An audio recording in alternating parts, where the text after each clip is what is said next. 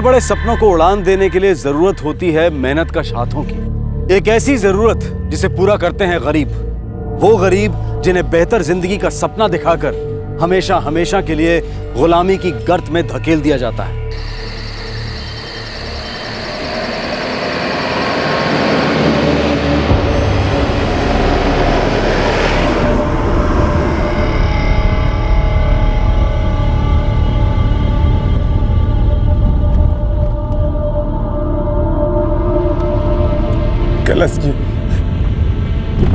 कैलाश जी हमें छोड़ दीजिए। हम पे दया करो, हमको गांव जाने दो कैलाश जी।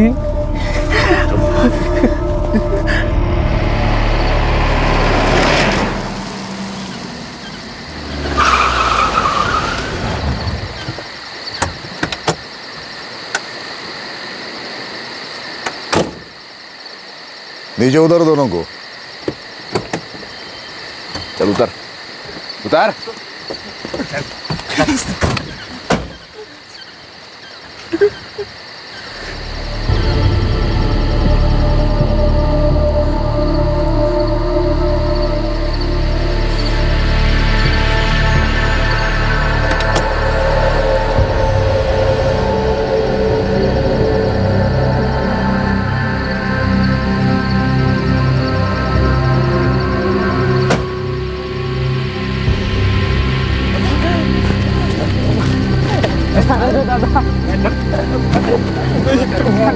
ये कहाँ ले जा रहे हैं? अरे छोड़ो।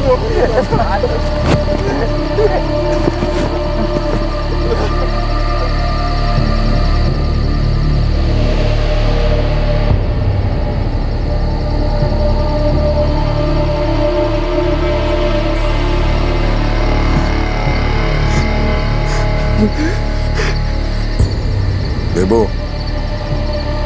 रमन, आज के बाद तुम दोनों कभी किसी के लिए कोई काम नहीं कर पाओगे। रमन, पत्थर पे दायां हाथ रख अपना। नहीं कैलाश जी, जाने दीजिए, दया करो हम पर, हम आपके सारे पैसे लौटा देंगे। पत्थर पर हाथ रख अपना। जाने दीजिए, हमें माफ कर दीजिए कैलाश जी। चुप, दोनों के दोनों चुप। पत्थर पे हाथ रखने तो सर काट दूंगा। चल।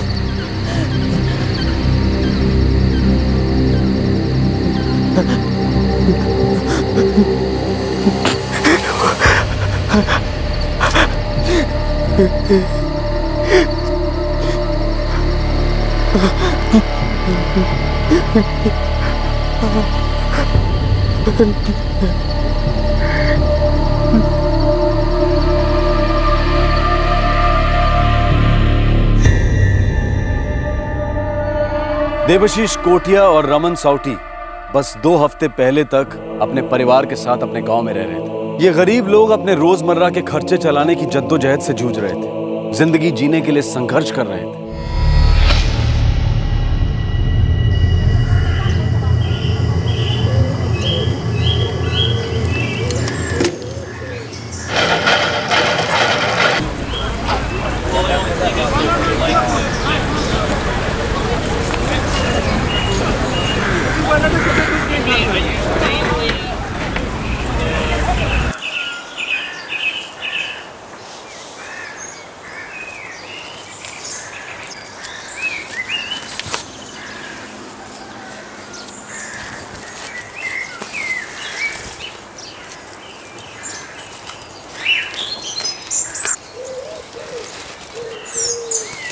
रमन, ये जो रस्सी तैयार हो गई है ना, इसे बाजार में बेच के आ। पापा पहले ये बोरी खत्म कर लें। ना बेटा, पहले रस्सियाँ बेच के आ और चावल लेते आना। तुम्हारी माँ कह रही थी कि चावल खत्म हो गया है। काका, काका, काकी, आपका माँ का फोन आया था गांव से। कौन है ना प्रणव? सब ठीक अच्छी तो? बहुत बीमार है वो तो बिस्तर से उठ भी नहीं पा रही है। बोल रही थी कि रोमन को उनके पास भेज देगा तो अच्छा रहेगा। मेरे फ़ोन नंबर पे फ़ोन क्यों नहीं की? वो बोला आपका फ़ोन नहीं लग रहा है।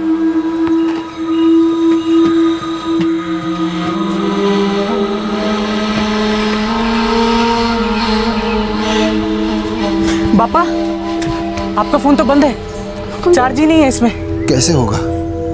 2 दिन से तो बिजली नहीं आई। सुनिए, रमन को माँ के पास भेज दीजिए। अगर वो ज्यादा बीमार नहीं होती तो ऐसे ना बुलाती। रमन, तू जल्दी से सब काम छोड़कर चकरपड़ा चला जा। अपनी आई माँ का ध्यान रख।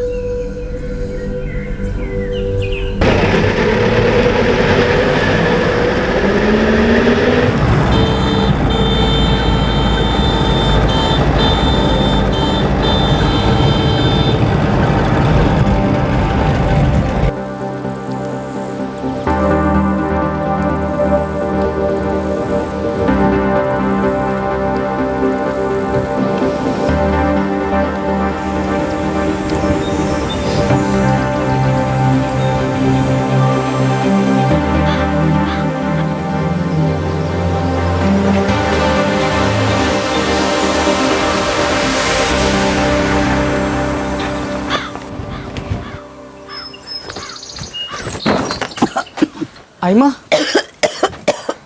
आइमा, रमन, अरे तबीयत कैसी है आपकी? बेटा इतनी कमजोरी है कि अब बिस्तर से उठने की ताकत भी नहीं रही। अब मैं आ गया हूँ, मैं आपका ख्याल रखूँगा। रमन, मैं पानी लेके आया।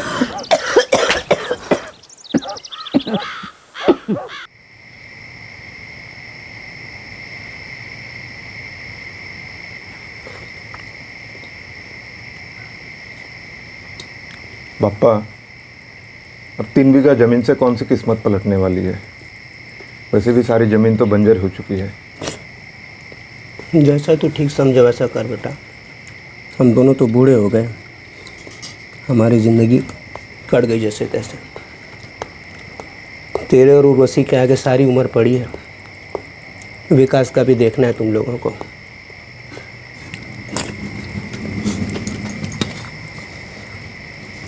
मैंने आज वो गोपाल दलाई और करण बुधिया को देखा था बाजार में। वो लोग संपत दामनी और कुछ दूसरे लोगों से बात कर रहे थे। ये उनके पास कोई काम वाम है क्या? नहीं, ये तो नहीं पता। संपत, ए संपत, क्या हुआ देवू? उर्वशी बता रही थी कि ये गोपाल दलाई और करण बुधिया गांव आए हुए हैं। तुम लोगों से कुछ बातचीत कर रहे थे। आए तो हैं, और आज दोपहर में हम सबको फिर से बाजार में बुलाया है। कोई काम वाम है क्या उनके पास? बोल तो रहे थे काम है, बोल रहे थे मजदूर चाहिए, और पूछ रहे थे किस किस को उनके साथ आना है। दोपहर कितने बजे? 2 बजे हम सबको बुलाया है। और पता है रमन, थोड़ा पैसा तो काम करने से पहले भी देते हैं। करण और गोपाल तो कह रहे थे कि इतना पैसा मिलेगा जितना यहाँ कमाने का सोच भी नहीं सकते। पर चिराग दादा, ये मजदूरी का काम है कहाँ पे? ये तो पता नहीं, पर हाँ, आज दोपहर 2 बजे सबको बुलाया है। अगर काम बहुत दूर है तो मुझे नहीं जमेगा दादा। आइमा बीमार है, और ऊपर से माँ बापा का भी तो ख्याल रखना है। तो एक बार आकर देख ले रमन, अगर ठीक लगे तो ले लेना काम। ठीक है, मैं आऊँ। प्रशासन बड़े शहरों की तरक्की में इतना व्यस्त है कि उनके नक्शे पर छोटे छोटे गांव नजर भी नहीं आते। वो छोटे गांव जहां रोजमर्रा की जिंदगी एक कड़ा संघर्ष है, जहां बसे लोगों की इच्छाएं अरमानों को पूरा करने का ख्याल भी किसी को नहीं आता है। यहां तक कि खास उनके लिए ही बनाई गई सरकारी वेलफेयर स्कीम्स यानी कि जन कल्याण योजनाएं उन तक ही नहीं पहुंच पाती है। इन गांव में बेहतर जिंदगी, बेहतर भविष्य का मतलब आगे की सोच नहीं, बल्कि मौजूदा हालात से बाहर निकलना ही है। और इनके ऐसे हालात का फायदा उठाते हैं वो लोग जो इन्हें झूठी आशा दिखाकर जानवरों की तरह गुलाम बनाकर बेच देते हैं। हाँ, मेहनत का काम है, पर काम बहुत अच्छा है, और पैसे इतने जितना कभी यहाँ तुम्हें मिल ही नहीं सकता। और एक बार काम लग गया ना तो काम काम को खींचता है। अरे दूसरा काम भी झटपट मिल जाएगा। बहुत काम है वहाँ पे। यहाँ जैसा नहीं है, कमाने को भी खूब मिलेगा और पैसे घर भी भेज पाओगे। लेकिन गोपाल दादा, ये काम है कहाँ? अरे यहीं अपने पास में, रायपुर में। बहुत बड़ा शहर है वो। पर दादा, रायपुर तो बहुत दूर है ना? अरे कहाँ दूर है, बस कुछ ही घंटों का तो रास्ता है। जब मन किया घर आ जाना, और जब मन किया तो काम पे वापस लौट जाना। मौका बहुत अच्छा है, लपक लो। अभी कुछ लोगों की जरूरत है। भाग खुल जाएंगे तुम लोगों के। मैं और करण पास के गांव के हैं, इसीलिए तुम लोगों को ये मौका दे रहे हैं, वरना तुम लोगों को तो पता ही है कि नौकरी की आस में कितने लोग बैठे हुए हैं। काम क्या करना होगा वहाँ? ईंट की भट्टी में काम है, दिन रात काम चलता रहता है वहाँ पे। अब मजदूरों की जरूरत तो पड़ती रहती है ना, इसलिए कभी भी काम की मंदी नहीं रहेगी।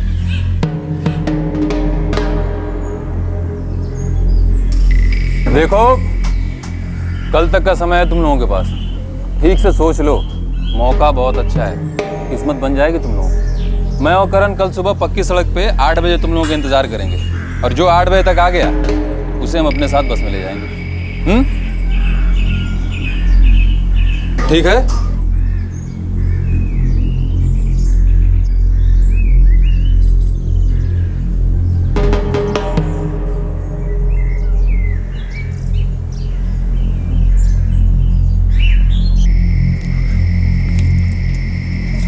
तुझे ठीक लगे तो ज़रूर जा देबू। हम दोनों तो चाहेंगे कि तुम लोगों को हमसे अच्छे दिन देखने को मिले। काम क्या होगा देबू? पक्का पता नहीं माँ, पर वो लोग कह रहे थे कि ईंट की भट्टी पे मजदूरी का काम है। मैं भी चलूँगी तुम्हारे साथ। बहुत मेहनत का काम है उर्वशी। और भी तो औरतें जा रही है ना, मैं कर लूँगी काम। उर्वशी को भी ले जा देबू, तेरा ध्यान रखेगी। विकास को भी ले जा, 7 साल का हो गया, तुझे देखकर काम सीख जाएगा। पर बाप्पा, तुम और माँ यहाँ बिल्कुल अकेले रह जाओगे। हमारा मत सोच बेटा, हमारी जिंदगी बची भी कितनी है, कट जाएगी कैसे भी। तुम लोग जाओ, अपनी जिंदगी बनाओ।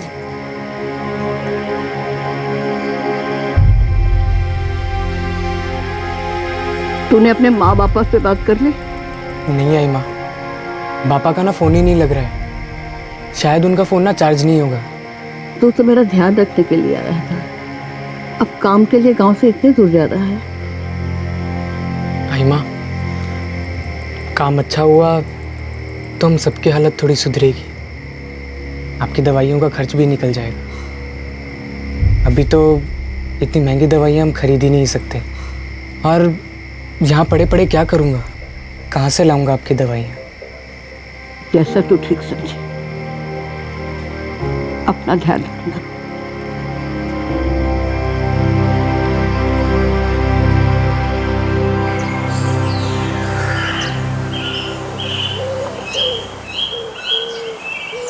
पौने 8 तो हो चुके हैं। देख करण, सब तो नहीं आएंगे, पर कुछ लोगों के दिमाग में तो बात घुसी होगी, हैं? लगता है कुछ लोग आ रहे हैं।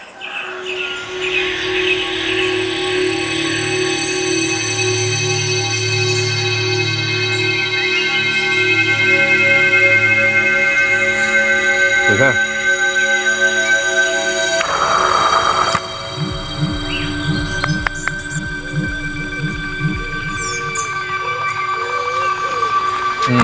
चलो अच्छा है तुम लोग टाइम पे आ गए। अभी देखो बस आने वाली है, उसमें बैठेंगे फिर निकल जाएंगे, हैं? चलो किनारे आ जाओ।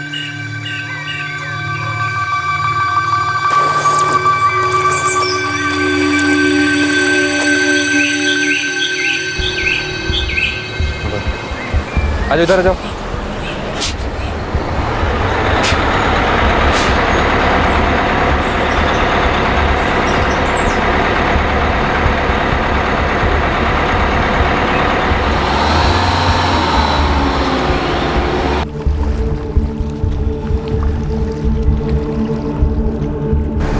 हेलो, हाँ 10 लोग हैं और एक बच्चा भी है। अच्छा ठीक है, ठीक है, ठीक है, ठीक है।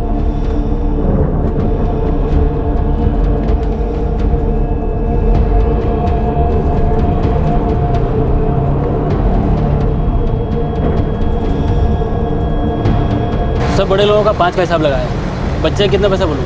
बच्चे का भी 5 बोल, वो भी तो काम करेगा ना। क्लास दे क्या? बात करके देखते हैं।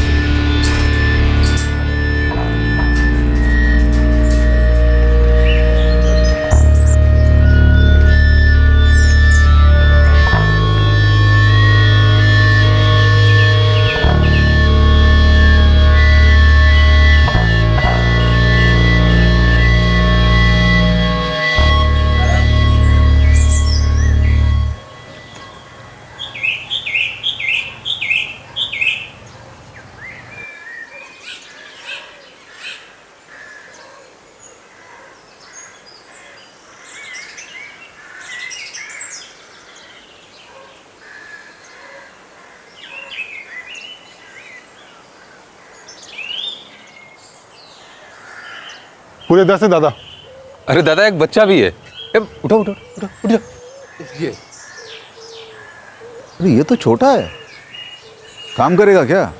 क्या बात कर रहे हैं दादा, एक बार लोगे तो काम तो करेगा ही ना।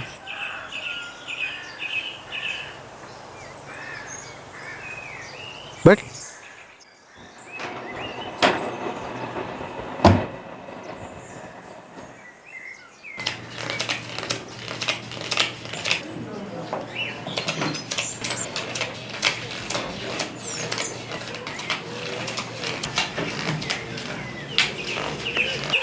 अरे उसको भी दे।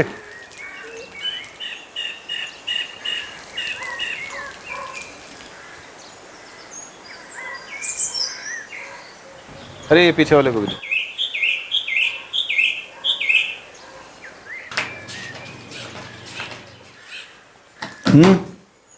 हर मजदूर के 20,000 रुपये है, कुल मिला के 2,20,000। ठीक है कैलाश दादा। काम अगले हफ्ते शुरू होगा। तो तब तक आप उनको यहीं रखोगे? हाँ चंद्रा, अपना पीछे वाला कमरा दे दे इन लोगों को। जी कैलाश।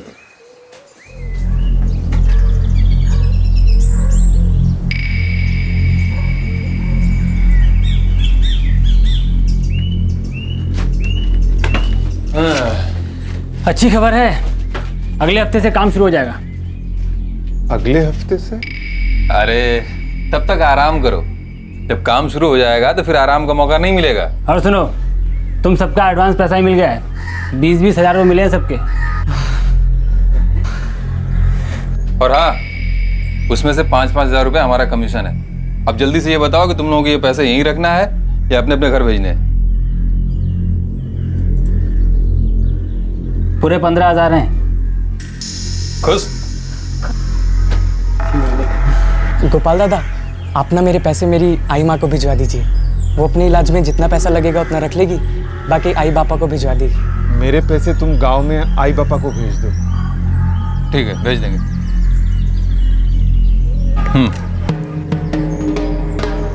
इतने पैसे देखकर वो सब खुश हो गए थे, लेकिन उन्हें यह नहीं बताया गया था कि इन पैसों के लिए उन्हें कितने दिन कितने महीने काम करना है। यह भी नहीं पता था कि काम क्या है। उन्हें सिर्फ इतना कहा गया था कि यह एडवांस है, पर उन्हें यह नहीं पता था कि इन रुपयों के बदले में उनकी जिंदगी खरीदी जा चुकी थी। वो सब अब बंधुआ मजदूर थे। उन्हें नहीं पता था कि अब उन्हें कहीं भी कैसे भी इस्तेमाल किया जा सकता था।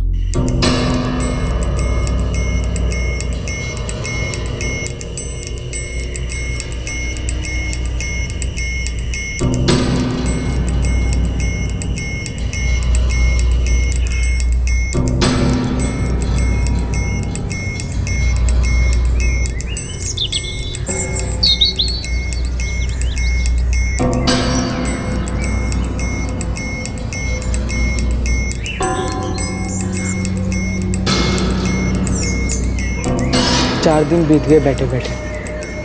गोपाल ने कहा तो था 1 हफ्ता लगेगा, लेकिन अभी तो कुछ मालूम ही नहीं चला। अब बिना काम के मन भी नहीं लगता। फिर पूछे क्या, हो सकता है कुछ काम आया हो। जल्दी क्या है, जब काम आएगा तो ले चलेंगे तुम सबको। अभी रायपुर जाने का कोई फायदा नहीं है, काम भी तो हाथ लगना चाहिए ना। पर तुम दोनों तो कह रहे थे कि काम बहुत है। देख यहाँ ऐसा नहीं चलता है। काम बहुत है लेकिन वक्त पे आता है, जब काम आएगा तभी जाना होगा। और तुम लोग आराम करो, यहाँ कोई परेशानी तो है नहीं, खाने पीने को मिल रहा है ना बैठे बैठाए। हाँ, जब काम आएगा तो चल पड़ेंगे। भी जाओ तुम लोग।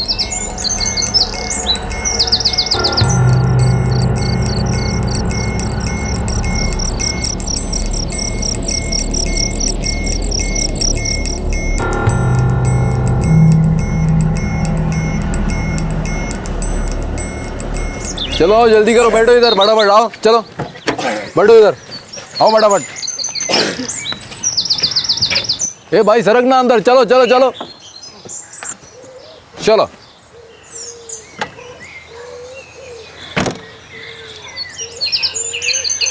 तो आगे आजा।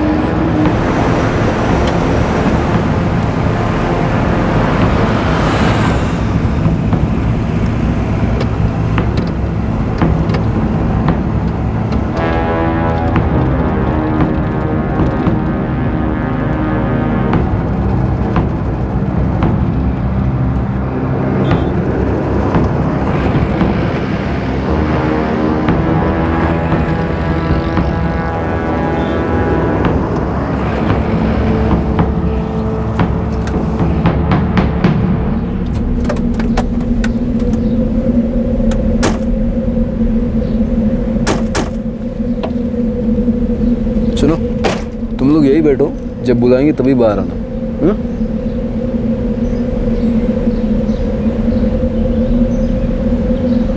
माँ, हम यहाँ काम करेंगे?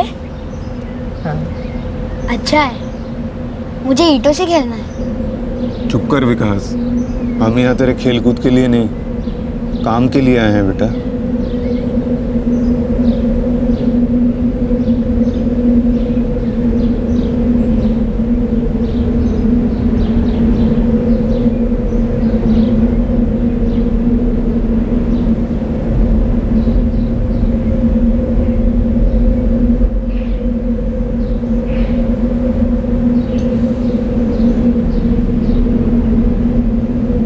कैलाश दादा, वैसे भी आप इनके पैसे दे ही चुके हो, अब जो ठीक समझो वो करो, अब से ही आपके। हाँ, वैसे भी क्या फ़र्क पड़ता है, काम तो करना ही है, कहीं भी जाके करें। देख सकते हैं, अब और कोई चारा भी तो नहीं है। 10 लोग हैं, मैंने इनके पैसे दिए, कहीं भी काम पे लगवा दिया। देखो कैलाश, यहाँ रायपुर में बहुत मुश्किल है, यहाँ सब ईंट की भट्टियाँ भरी हुई हैं। अगर तुम कहो तो मैं इन्हें हैदराबाद ले जा सकता हूँ, वहाँ काम हो सकता है। तो जो चाहे कर। ठीक है, तो मैं बात करता हूँ। ये क्या हो रहा है? हमें बुलाया क्यों नहीं अब तक? क्या पता, बात तो बड़ी देर से कर रहे हैं ये लोग। दादा, आपको कुछ पता है ये लोग क्या बात कर रहे हैं?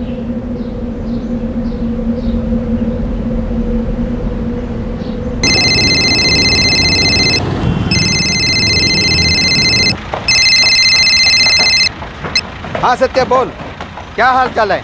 सब ठीक है अभिजीत। अरे सुनो, मेरे पास यहाँ 10 मजदूर हैं, कोई काम है हैदराबाद में? हाँ हाँ, लेके तो आ यार, यहाँ कंस्ट्रक्शन का बहुत काम चालू है, कहीं ना कहीं फिट कर देंगे। ठीक है, ले आता हूँ, लेकिन सबके 25-25 हज़ार लगेंगे। लेके तो आ यार, आदमी देख के सौदा करेंगे। ठीक है, तो फिर मैं आज ही निकलता हूँ, परसों तक पहुँचता हूँ। ठीक है, मैंने लेकर हैदराबाद चला जाता हूँ, मेरी अभिजीत से बात हो गई है, वहाँ काम है। चलो अच्छा है, लेकिन रेडी से एक बार सौदा हो जाने के बाद ही मैं इनका पैसा दूंगा। वो सब ठीक है, लेकिन मैंने इनके 20-20 दिए, 22 चाहिए हर एक। वो तो हो जाएगा कैलाश, एक बार सौदा हो जाने दे, जो भी मिलेगा मैं अपना कमीशन काट के यहाँ सब दे जाऊँ। पहले पैसे तो आने दे। चल ठीक है, संभाल के लेके जाना। सत्या, इन्हें हैदराबाद लेके जाना है। ये तो अच्छा ही है। कैलाश दादा, अब से अपना सौदा खत्म, अब ये सब आपका लेन देन है। चलो।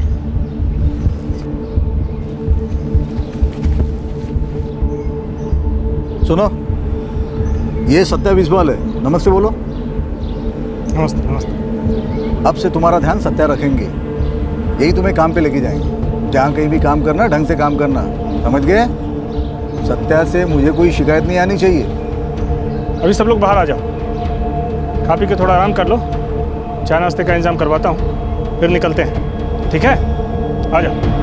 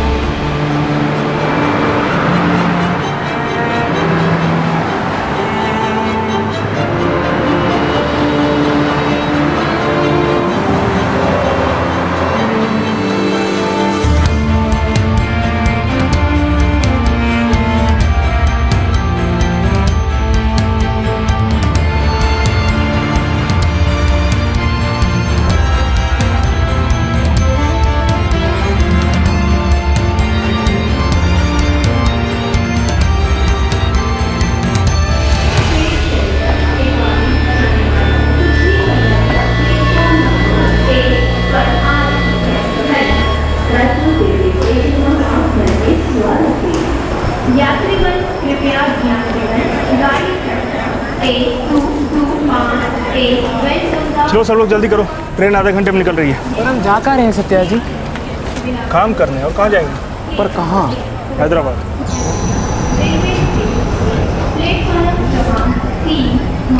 वो तो बहुत दूर है दादा।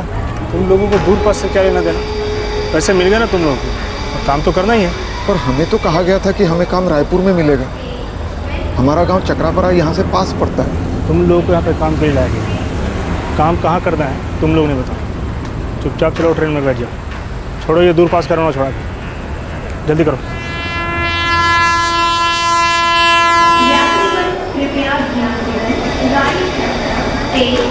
चलो चलो चलो।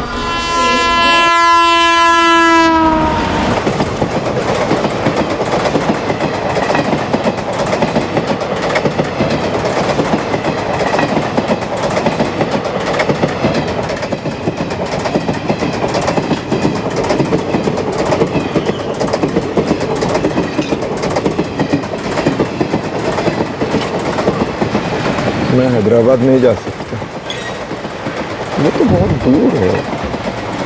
मुझे भी नहीं जाना है इतनी दूर। इन लोगों ने हमसे झूठ बोला। पहले कहा कि काम रायपुर में है, अब हैदराबाद ले जा रहे हैं। वहाँ से घर कैसे आएंगे? सुना है हैदराबाद यहाँ से बहुत दूर है।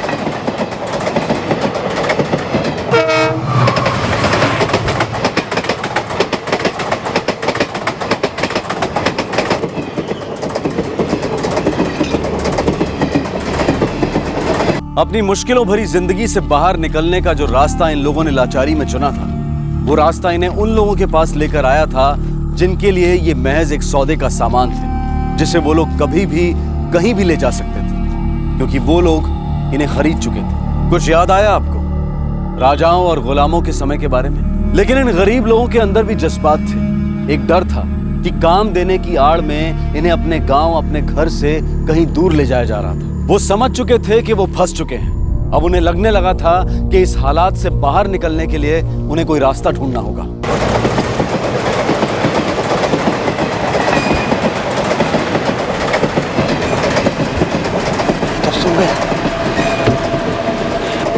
हम लोगों को यहीं कहीं उतर जाना चाहिए। पर दादा, हम लोग वहाँ जाएंगे कैसे? हम लोगों को रायपुर से रास्ता पता है, बस कैसे भी हमें रायपुर पहुँचना है। वहाँ से हम चक्करपाड़ा पहुँच जाएंगे। तुम लोग बताओ क्या करना है? आगे चलना है या निकलना है यहाँ से? पहले तो हम लोगों से कहा गया कि रायपुर की ईटा भट्टी में काम मिलेगा। अब जबरन हमें हैदराबाद ले जा रहे हैं। वहाँ भी काम नहीं मिला तो जाने कहाँ कहाँ घसीटेंगे हमें। क्या पता क्या क्या काम करवाएंगे हम लोग उनसे। नहीं दादा, हम सब तो तुम्हारे साथ ही चलेंगे।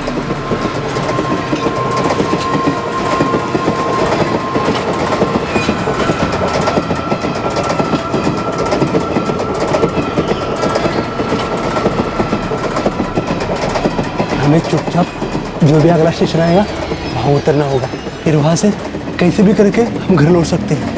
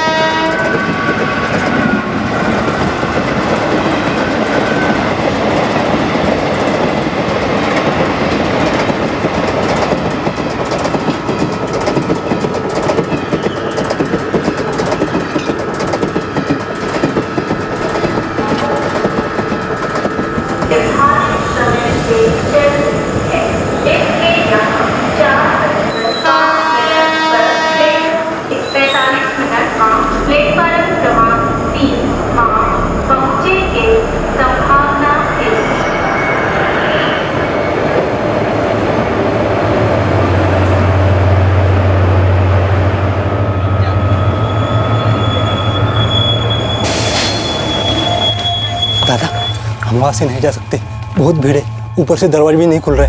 हमें यहाँ से जाना पड़ेगा। मैं ये दरवाजा खुलता कि नहीं देखता हूँ।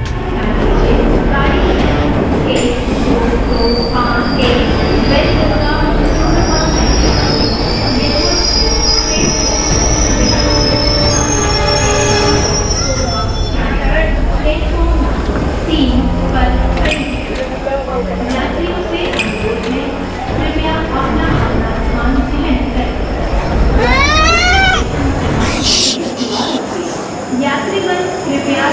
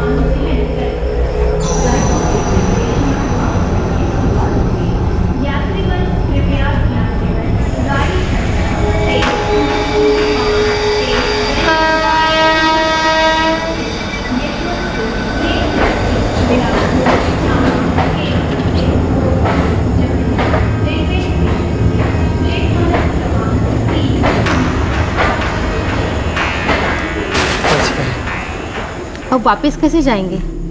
मैं तो कहता हूँ हम लोगों को अलग अलग जाना चाहिए। कुछ लोग बस से चलो, कुछ लोग ट्रेन से। हाँ ये ठीक रहेगा। अलग अलग जाएंगे तो पकड़ जाने का डर नहीं रहेगा।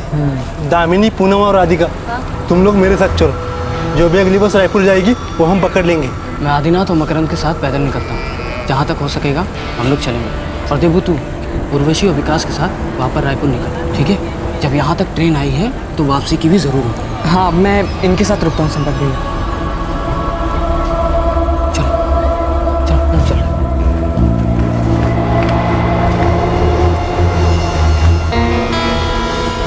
मैं देखता हूँ अगली ट्रेन कब की है दादा।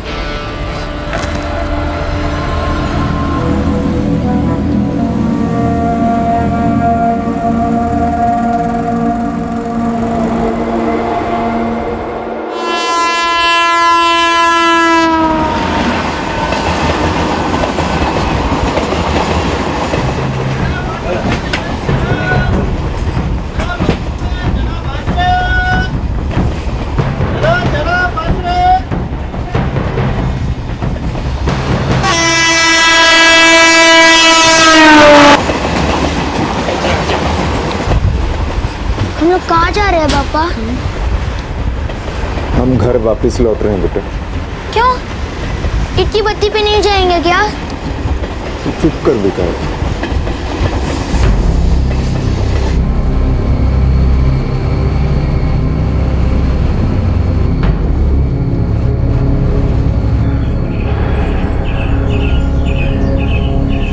मुझे क्या पता कैलाश, रात को सो रहा था, चुपचाप चूहों की तरह सरक गए साले।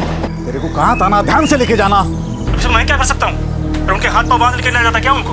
वैसे ही हैदराबाद जाने के नाम पे उनका बड़ा रोना धोना था। तो देखो जैसे मेरी जिम्मेदारी नहीं है, वो हैदराबाद पहुंचे नहीं, सौदा कैंसिल।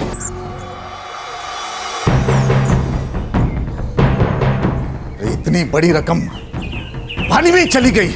वो गोपाल और करण को लेकर आए क्या कैलाश दादा? अरे उन्होंने तो अपना सौदा पूरा कर लिया है। उनसे बात करके कुछ फायदा नहीं है। ये अपना पैसा है, हमें ही वसूल करना है किसी भी तरह। पर दादा, वो भाग के जाएंगे तो जाएंगे कहाँ? उनके लिए रास्ता ही कहाँ बचा है? आज नहीं कल वो पकड़े ही जाएंगे। अनपढ़ लोग हैं साले। अपने गांव जाने के लिए रायपुर होकर ही जाएंगे। अपने आदमी हर जगह लगा, हर जगह, बस स्टेशन, रेलवे स्टेशन, हर जगह। जहां कहीं भी दिखाई दे दबोच लो सालों को। भारी कीमत चुकाएंगे अपनी इस हरकत की।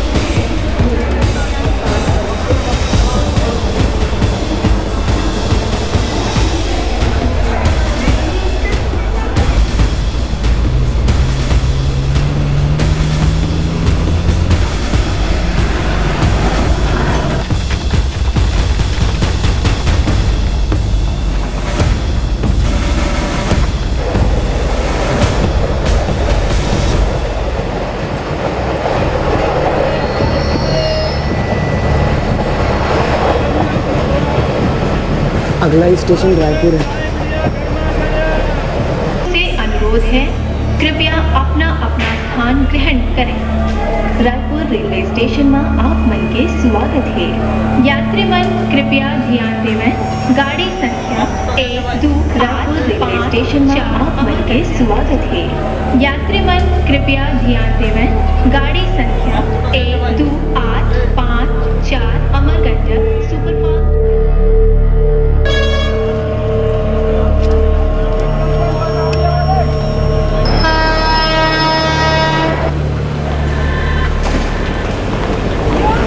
रेलवे स्टेशन में आपका स्वागत है। कृपया ध्यान दीजिए, गाड़ी संख्या 1-2 8 5 4 सुपरफास्ट एक्सप्रेस भोपाल से चंडीगढ़ जाने वाली प्लेटफॉर्म नंबर 1 पर खड़ी है।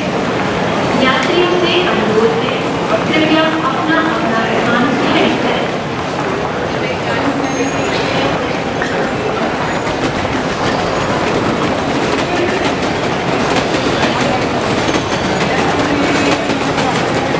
अच्छा उर्वशी, तू विकास के साथ यहीं रुक, हम दोनों देखकर आते हैं कि चक्रापारा के लिए अगली ट्रेन कब की है? नहीं तो बस लेनी पड़ेगी। थोड़ा जल्दी आना, मुझे बड़ी घबराहट हो रही है। अरे तू डर मत, हम लौटते हैं अभी। चल।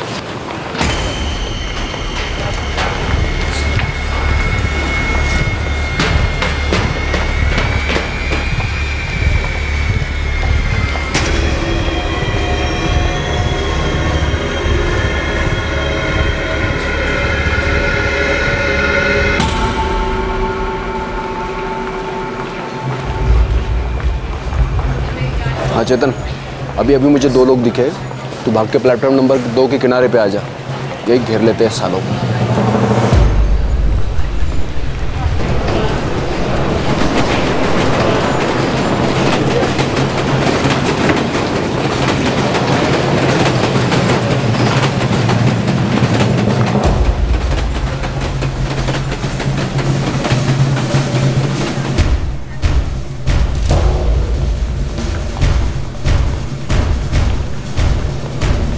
मेरे हाथ में चाकू है, आवाज निकाली तो अतड़ियाँ बाहर निकाल के रख दूंगा।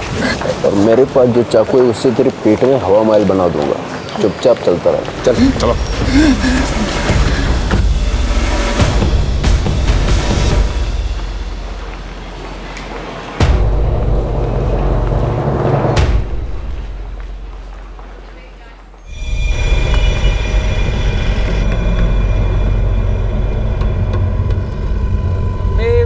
सच में नहीं पता वो लोग कहाँ हैं दादा। हम लोग अलग अलग रास्ते से गांव के लिए निकले थे। हमें तो ये भी नहीं मालूम था कि हम कौन से स्टेशन पे उतर गए।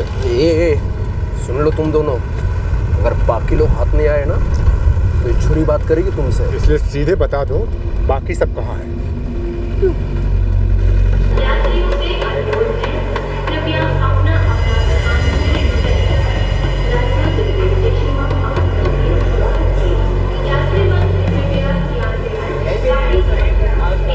तेरे पापा अब तक आए क्यों नहीं?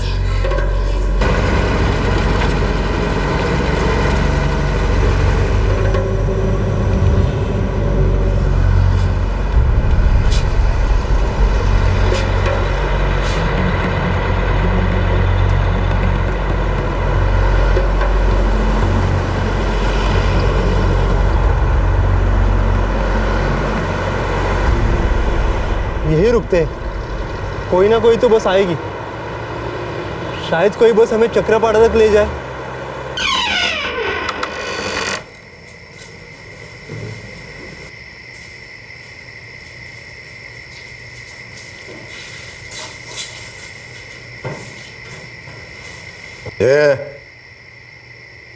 कहाँ छुपे बैठे बाकी सब? सच सच बताऊं नहीं तो मार मार के बुलवाऊंगा।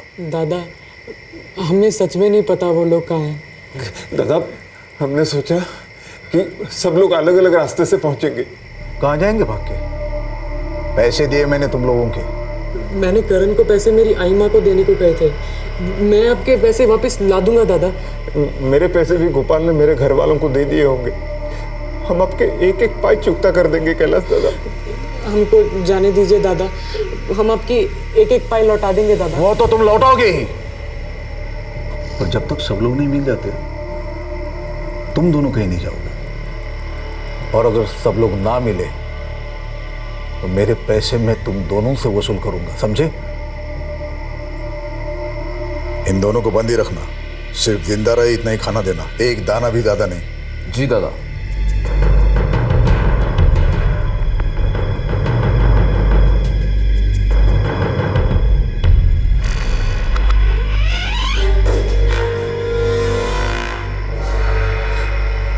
उर्वशी और विकास दोनों रेल स्टेशन पे हमारा इंतजार कर रहे होंगे।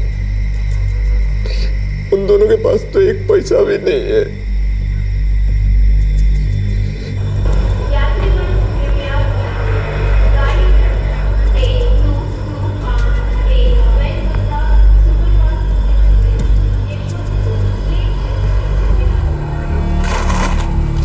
दादा, हाँ बोलिए बहन जी। वो चौकरपाड़ा की कोई रेल जाती है यहाँ से? एक पैसेंजर ट्रेन आएगी आधे घंटे के अंदर, कल तक पहुँच जाएंगे आप। चलो चाचा बंद करो ये।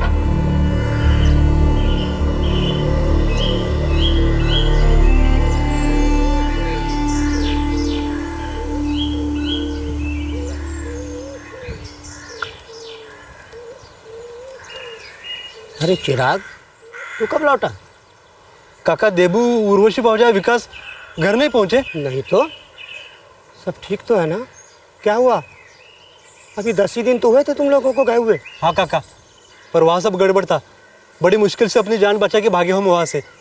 देबू, उर्वशी भावजा, विकास और रमन ट्रेन से निकले थे। हे भगवान, कहाँ होंगे वो? पता नहीं काकी, पर अब तक तो उन्हें आ जाना चाहिए था। मैं एक काम करता हूँ, मैं रमन की आयमा के इधर पूछता हूँ।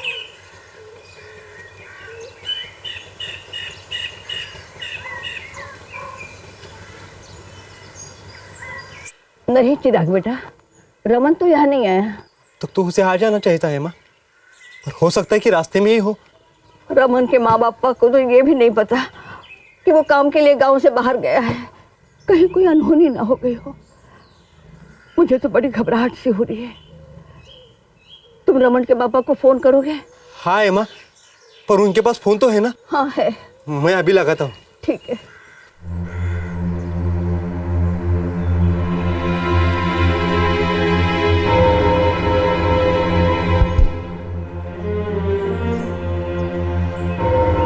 दीबागुड़ा गांव में रमन साउट्री के माता पिता को पता भी नहीं था कि उनका बेटा कहाँ है। उन्हें सिर्फ इतना मालूम था कि कुछ दिन पहले वो चक्रपाड़ा गांव में अपनी बीमार नानी का ध्यान रखने गया था। ठेकेदारों के चंगुल से बच निकले कुछ लोग तो गांव वापस आ चुके थे, पर कुछ लोग अब तक घर नहीं लौटे थे। रमन और देवाशीष पकड़े जा चुके थे और देवाशीष की पत्नी उर्वशी और बेटा विकास अब भी घर लौटने की कोशिश कर रहे थे।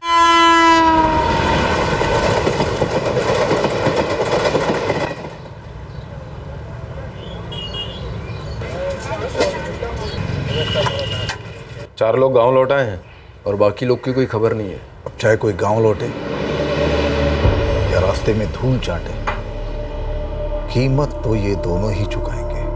2,20,000, सुना तुमने?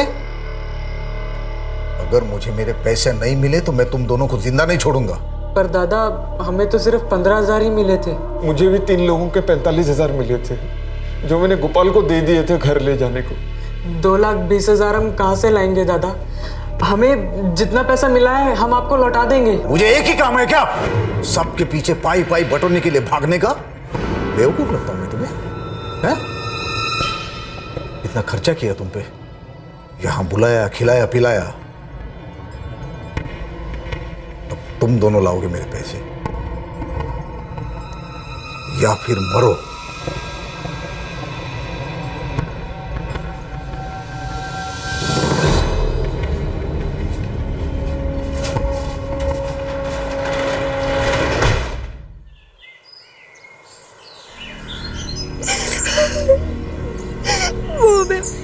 रायपुर स्टेशन पर छोड़कर रमन के साथ टिकट लेने गए थे, फिर लौटे ही नहीं।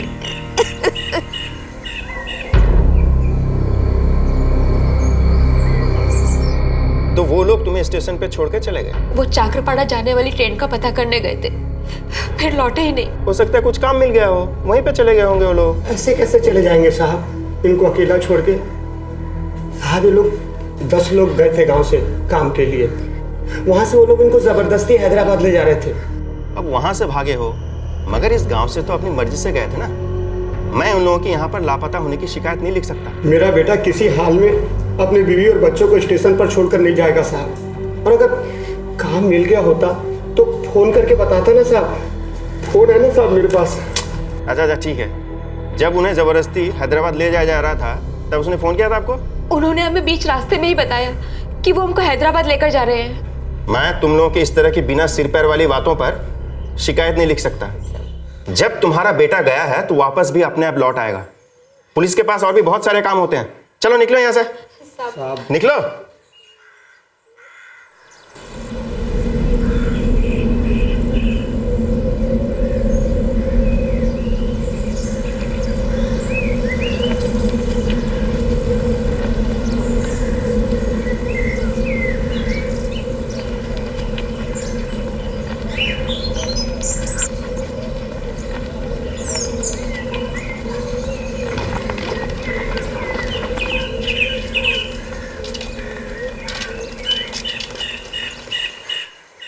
मुझे नहीं पता गोपाल कहाँ है। देखो बेटा, उसका कहीं पता ही नहीं चल रहा है।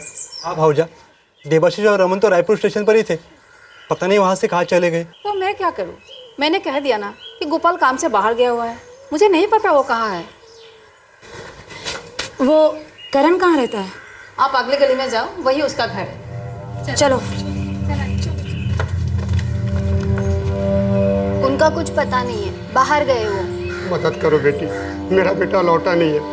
करण को शायद मालूम होगा वो कहाँ है। मैंने कहा ना आपको, और एक ही बात कितनी बार बोलूं आप लोगों को, मुझे नहीं पता वो कहाँ गए और कब तक लौटेंगे।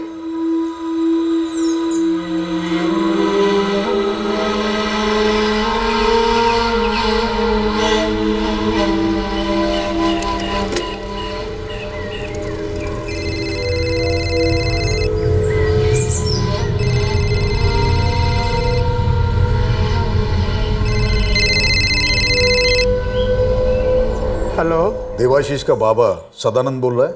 हाँ, मैं सदानंद बोल रहा हूँ। आप कौन बोल रहे हैं? देवाशीष कहाँ है? देवाशीष मेरे पास है, और रमन भी। अगर दोनों को जिंदा और सही सलामत देखना चाहते हो तो 2,20,000 जो मैंने इन मजदूरों पे बर्बाद किए हैं वो लेकर आ जाना। आप कौन बोल रहे हैं साहब? मेरा नाम कैलाश है, कैलाश। देखो, मैं बहुत खतरनाक आदमी हूँ, कोई भी मेरा पैसा खा के मुझसे बच के नहीं निकल सकता। और तुम्हारे बेटे ने मेरा बहुत नुकसान करवाया है, वो सब तुम भुगतोगे। देखो, मेरे पैसे मुझे दे दो और देवाशीष और रमन को लेके जाओ। हम लोग बहुत गरीब आदमी साहब, इतने पैसे कहाँ से लाके देंगे साहब? हाँ, मेरी बहू और देवाशीष जब काम पर गए थे तो करण ने मेरे को 45,000 रुपए दिए थे, वो मैं आपको पूरे लौटा दूंगा साहब। नहीं, 45,000 नहीं, पूरे 2,20,000 रुपए। और कान खोल के सुन लो, मुझे कोई फर्क नहीं पड़ता कि ये पैसे तुम कहां से लेके आओगे, किस तरह से इंतजाम करोगे, लेकिन अगर शाम तक मेरे पैसे मुझे नहीं मिले तो मैं दोनों को जान से मार दूंगा। नहीं साहब, ऐसा मत करिए साहब। साहब साहब साहब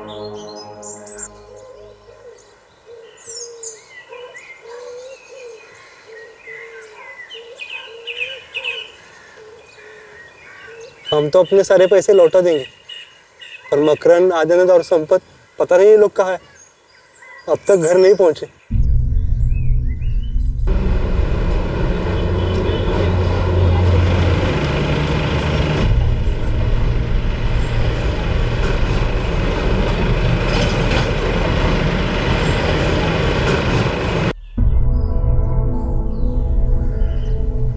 अगर शाम तक पैसे नहीं दिए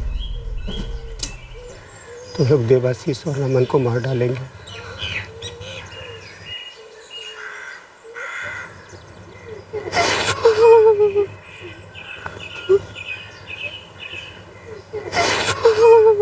दादा, सुबह से रमन के माँ बाप को फोन लगा रहा हूँ, बंद आ रहा है फोन। ज्यादा चालाक बन रहा है साला।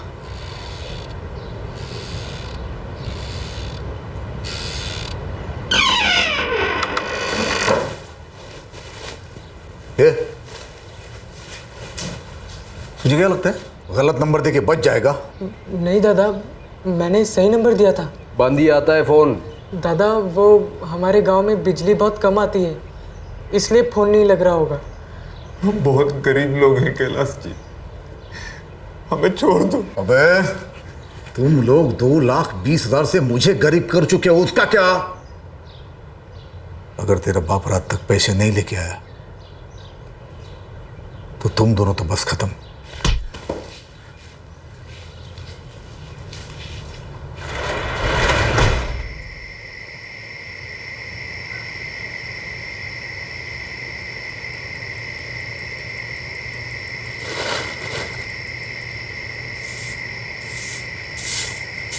कल सुबह ये बाजार में बेच आऊंगा। हाँ ठीक है।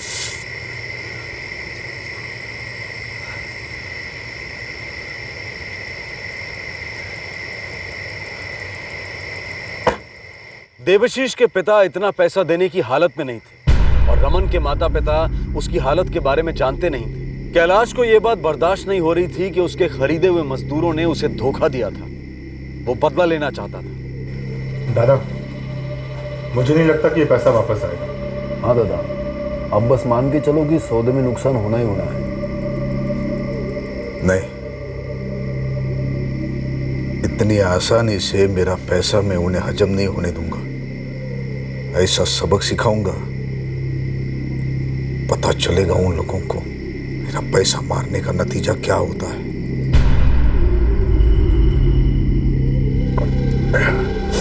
ए, चंद्रा, चेतन, जाओ उठा के लेके उन दोनों को गाड़ी में डाल दे। बता दे उन दोनों को कैलाश का पैसा मारने वाले के साथ क्या किया जाता है। जाओ जाओ जाओ। चलो।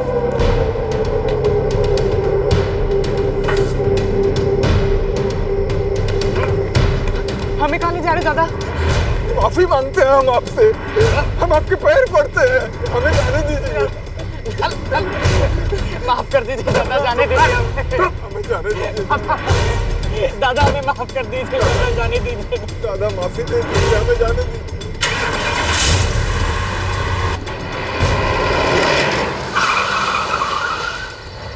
उतार।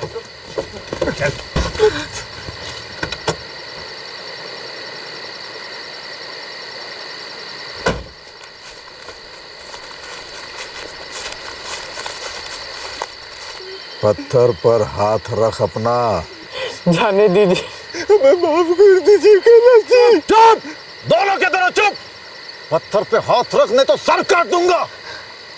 चल।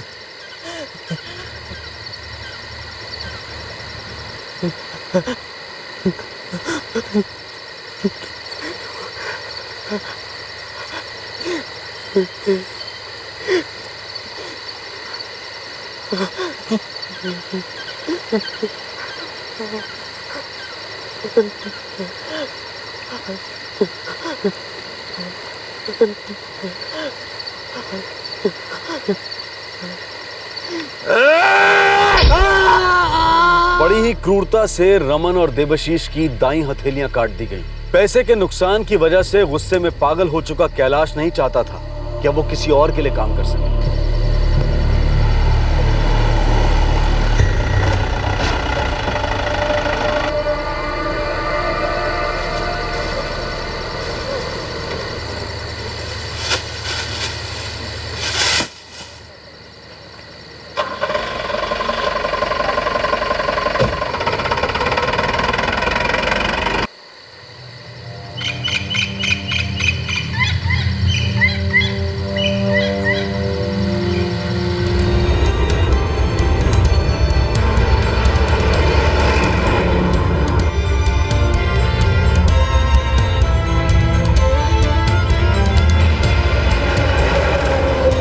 दोनों के दाहिने हाथ काटे गए हैं। हमें कुछ सर्जरीज करनी होंगी ब्लड रोकने के लिए। लेकिन डॉक्टर साहब अभी तक पता नहीं चल पाया ये लोग हैं कौन। सर्जरी करने से पहले हम उन्हें कुछ पेन किलर्स और इंजेक्शन दे रहे हैं। आप चाहें तो उनसे बात करने की कोशिश कर सकते हैं, लेकिन शायद इस वक्त वो ज़्यादा कुछ बोल ना सकें। Thank you doctor.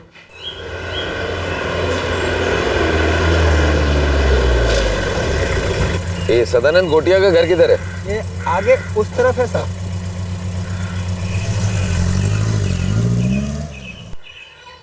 साहब कहाँ है वो?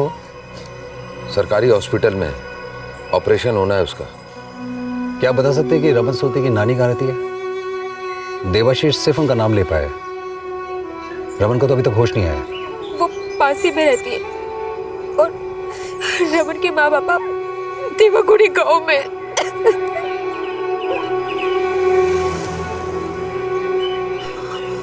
मेरा बेटा तो अपनी आई माँ के पास गया था, वो बीमार है। हम लोग खुद पता लगाने की कोशिश कर रहे हैं कि आखिर ये हुआ क्या। इस वक्त वो देवतागिरी के सरकारी अस्पताल में है।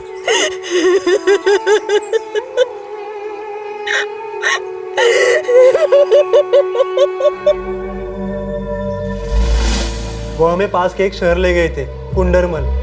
वहाँ हम सिर्फ गोपाल और करुण को ही जानते थे।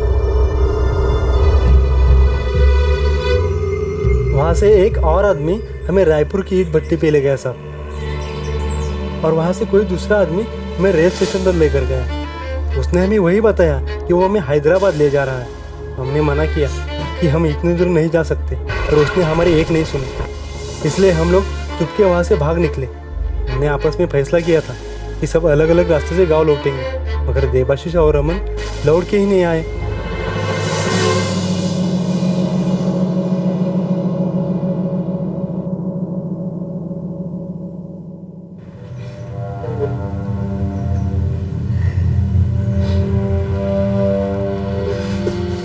बेटा तुम्हें हमें बताया क्यों नहीं कि तू ऐसे काम के लिए कहीं जा रहा है? मुझे नहीं पता था ये सब हो जाएगा। मुझे लगा था पैसे आएंगे, हम सबकी मदद हो जाएगी। वो दो लोग थे, जब हम चक्रापाड़ा के लिए ट्रेन की खबर लेने गए तो उन दोनों ने हमें पकड़ लिया। हमें जंगल में ले गए और हमारे हाथ काट दिए।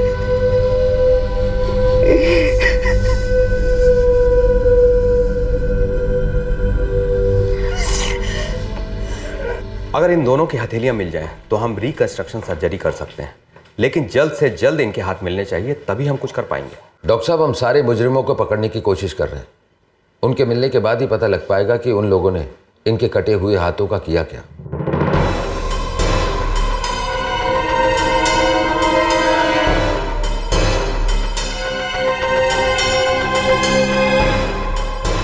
मुझे कुछ नहीं पता है साहब। जब भी वो काम पे जाते हैं अपना फोन बंद ही रखते हैं। कुछ पता लगे तो पुलिस को खबर करो। अगर गोपाल नहीं मिला ना तो बहुत परेशानी होगी तुमको। एक हफ्ते से उनका कोई पता नहीं है साहब। उनका तो मुझे फोन भी नहीं आया। कुछ पता है कहाँ हो सकता है?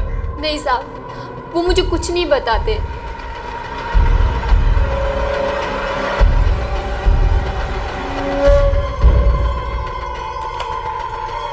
अंदर देखो। कैलाश का अगर पता नहीं चला तो आप लोग बहुत मुसीबत में फंस जाएंगे। साहब मुझे सच में नहीं पता कि वो कहाँ गए हैं।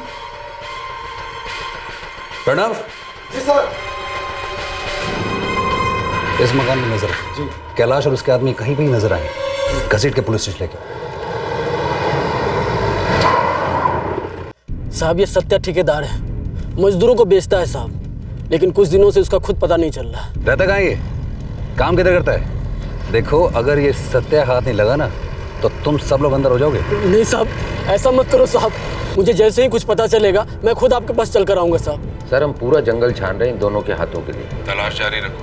मीडिया तक ये खबर पहुंच गई है। इस खबर को लेके बहुत शोर हो रहा है। यस सर, हम जल्द से जल्द मुजरिमों तक पहुंच जाएंगे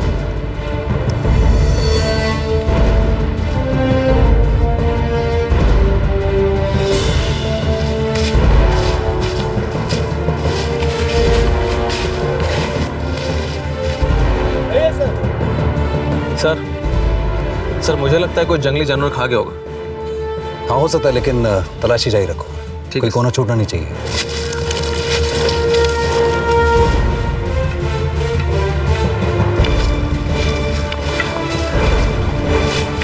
वहाँ देखो।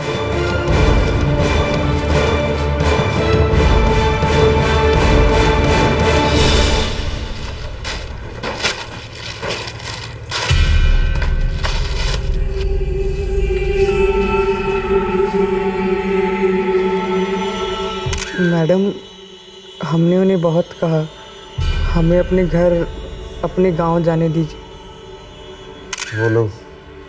वो लोग हमसे 2,20,000 मांग रहे थे, हम लोग नहीं दे पाए तो पकड़ के हाथ काट दिए। हमने उससे कहा कि हम हैदराबाद नहीं आएंगे, तो वो नहीं माना, वो हमें ज़बरदस्ती वहाँ ले जा रहा था।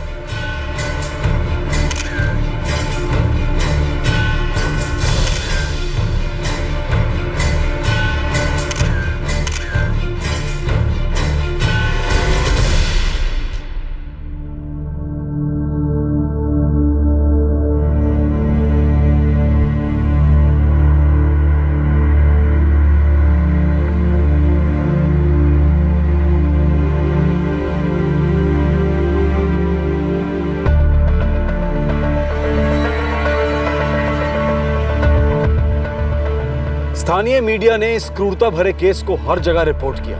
कई मानवाधिकार संगठन इस मामले को लेकर बहुत सीरियसली प्रचार कर रहे थे। काफी तलाश के बाद भी देबशीष और रमन की कटी हथेलियां बरामद नहीं हो सकी। मुजरिमों को पकड़ने के लिए पुलिस पर दबाव अब बढ़ता जा रहा था। साहब, अभी मैंने उनकी गाड़ी यहाँ जंगल में देखी है और उनकी गाड़ी बंद पड़ चुकी है। जल्दी करो, उनकी गाड़ी जंगल में खराब हो गई है। उनकी गाड़ी ठीक होने से पहले पहले हमें वहां पहुंचना है। Yes sir.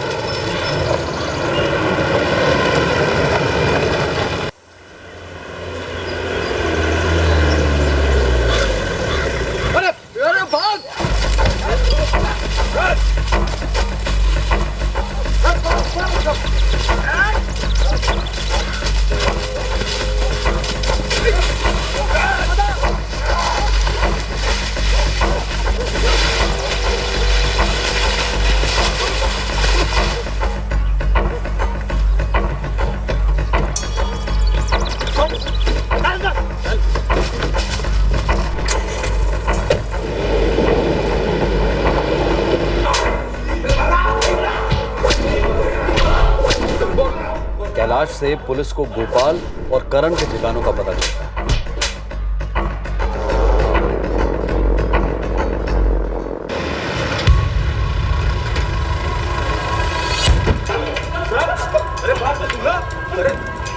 ठेकेदार गोपाल दलाई और करण बुधिया ने पुलिस को सत्या बिस्वाल का ठिकाना बता दिया। सत्या वही आदमी था जो मजदूरों को जबरदस्ती हैदराबाद ले जा रहा था।